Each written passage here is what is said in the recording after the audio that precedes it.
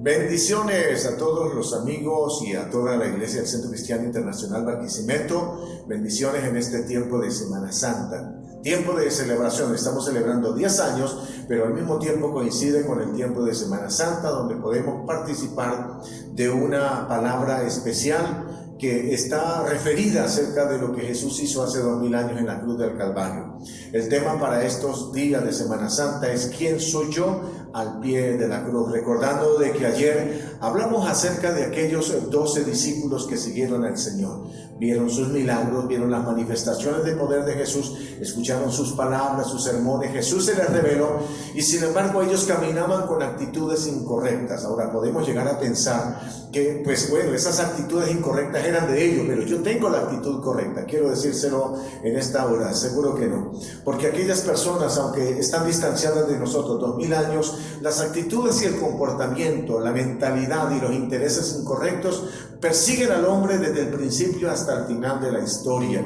Aquellos hombres tenían una mentalidad incorrecta y es posiblemente semejante a la actitud incorrecta que tiene su vecino. Bueno, yo sé que usted no, pero su vecino sí. Ahora, la verdad es que todos tenemos actitudes incorrectas. La verdad es que nosotros, los que estamos aquí en esta tierra, mientras caminamos en esta naturaleza humana, en esta naturaleza terrenal, tenemos intereses incorrectos, actitudes incorrectas, que aunque caminemos a la luz de Jesús, a la luz de la cruz de Jesús, a veces nuestra mentalidad no es modificada, no es cambiada, y la idea de Dios es transformarla. 11 fueron modificados, transformados, tenían intereses tan egoístas como el de Judas, solo que Judas no modificó su actitud, se mantuvo en su perspectiva natural incorrecta y como consecuencia de ello pereció de manera irrevocable.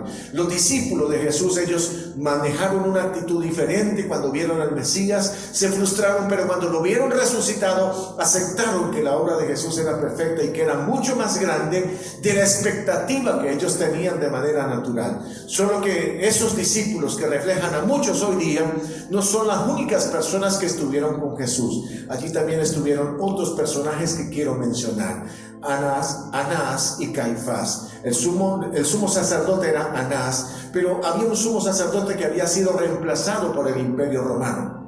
Roma había tomado el dominio del templo y cambiaba de manera temporal o muy convenientemente. Ellos modificaban a las personas que dirigían y gobernaban en el tema espiritual la nación de Israel. Habían reemplazado a Anás y habían puesto a Caifás. Anás significa gracia. Habían quitado, entre comillas, su nombre tiene una tipificación espiritual. Habían quitado la gracia de Dios y como consecuencia habían puesto a Caifás, que significa depresión, hueco. Había quedado un hueco en el contexto espiritual de la nación. Por eso es que cuando viene Juan el Bautista, él viene rellenando todo hueco, porque significa que todo el proceso espiritual incorrecto que había hecho Caifás tenía que ser modificado a fin de que la obra de Jesús pudiera ser entendida de manera correcta. Ahora, Jesús está frente a ellos. Jesús es llevado frente a ellos aquella noche en que Jesús es entregado. Anás lo interroga, Caifás lo sentencia a muerte. Anás es el que con Caifás se ocupan de escuchar a Jesús y de buscar en él una palabra incorrecta, una palabra que pudiera condenarlo.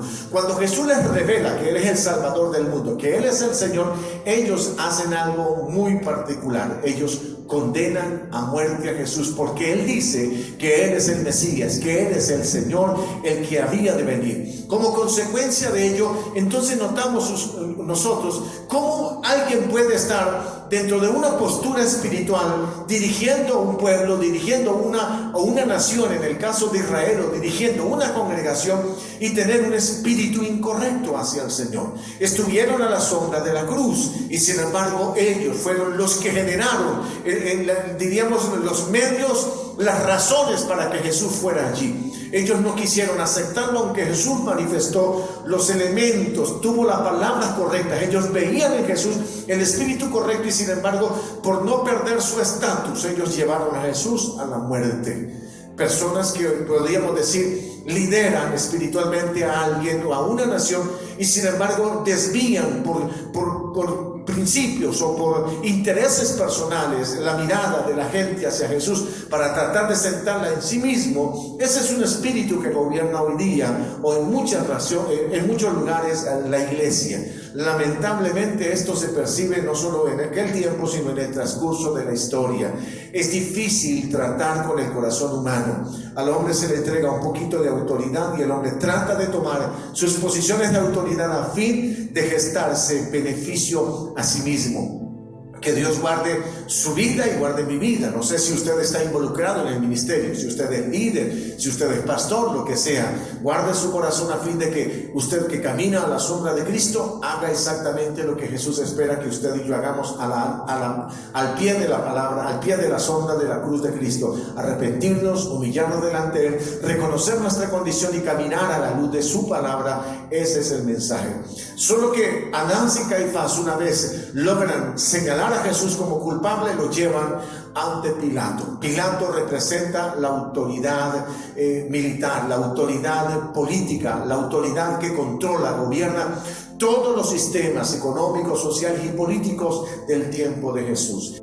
Pilato es un hombre que quiere hacer todo en favor propio. Él se quiere aprovechar todo el tiempo de los elementos que están dentro del campo social y político a fin de que su posición política no baje de nivel. Este es el hombre que a nivel político, podríamos decir, usa los elementos que fueran, los toma a favor para poder mantenerse en los lugares de gobierno, de autoridad y de dominio de un pueblo o de una nación. Y aunque él sabía que lo habían entregado a Jesús, se lo habían llevado a sus manos, se lo habían puesto en sus manos para que él juzgara la causa, y aunque sabía que era inocente, cuando él vio al pueblo que se levantaba para reclamar la muerte de Jesús, e incluso cuando le señalaron: si tú dejas libre a este hombre, te haces enemigo de César, porque él ha dicho que él es el rey que él es el rey del mundo y que no hay que pagar intereses o impuestos al César, y el que se levanta contra César, enemigo es del César, y si lo entregas,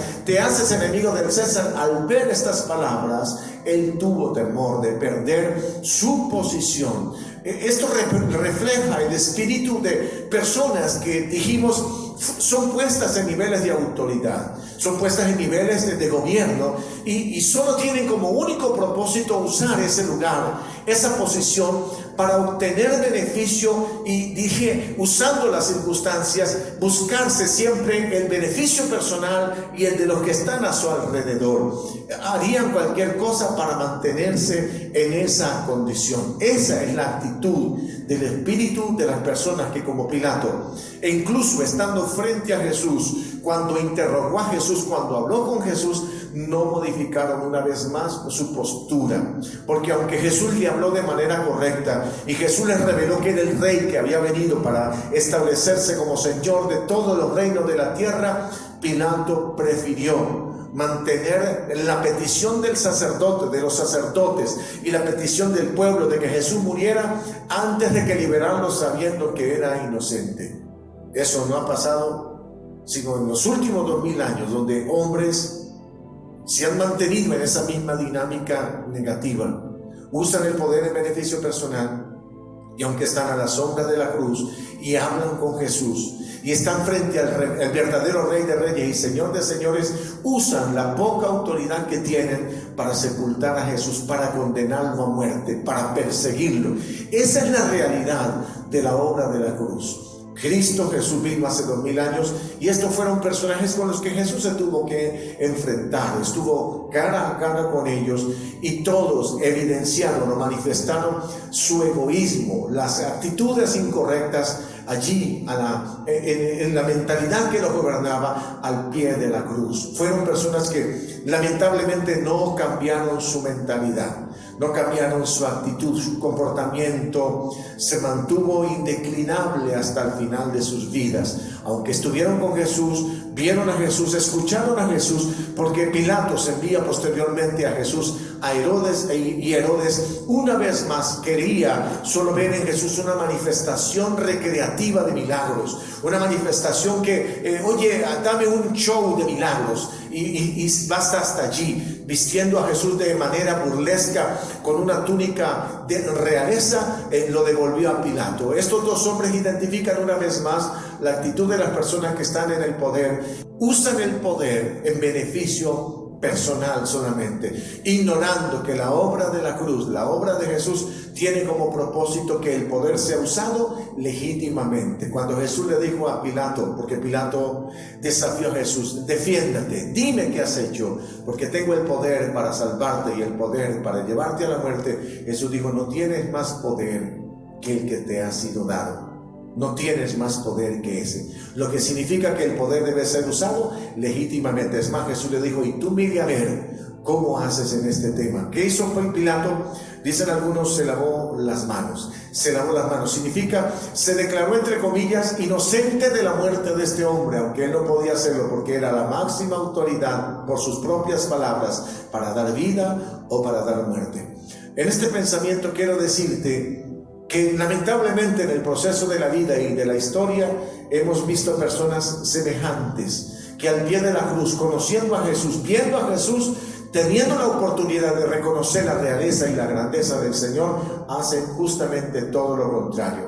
Los sumos sacerdotes le entregaron a Pilato a la muerte. Era la autoridad espiritual, y teniendo la autoridad judicial, política, para dar vida, hicieron lo mismo. Lamentablemente esta es la actitud de muchos líderes en el contexto de la tierra, pero oramos en el nombre de Jesús que el corazón de los gobernantes se vuelva a Dios. Pedimos a Dios que los que lideran espiritualmente a las naciones se vuelvan a Dios, que el líder espiritual que dirige a un pueblo conduzca hacia Jesús a la gente y no hacia sí mismo. Hoy día nos encontramos con líderes que llaman la atención acerca de sí mismos. Sus ministerios no son reconocidos por Jesús, son reconocidos por sí mismos, llevan sus propios nombres.